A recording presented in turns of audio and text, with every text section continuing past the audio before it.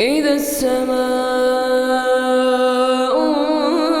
انشقت وأذنت لربها وحقت وإذا الأرض مدت وألقت ما فيها وتخلت وأذنت لربها وحقت يا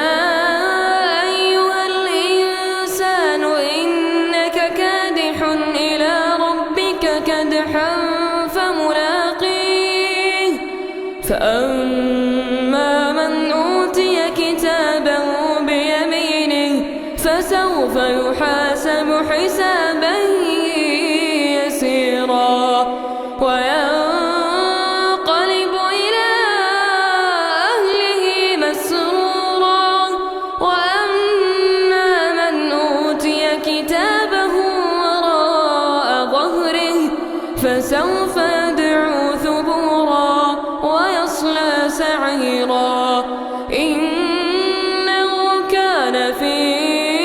أهله مسرورا إنه ظن أن لن يحور بلى إن ربه كان به بصيرا فلا أقسم بالشفق والليل وما وسق والقمر إذا اتسق لتركبن طبقا عن طبق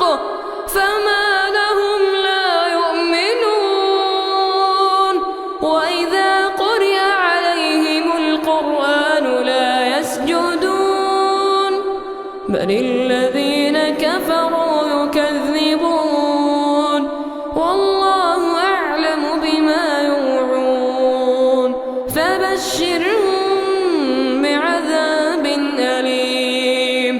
إلا الذين آمنوا وعملوا الصالحات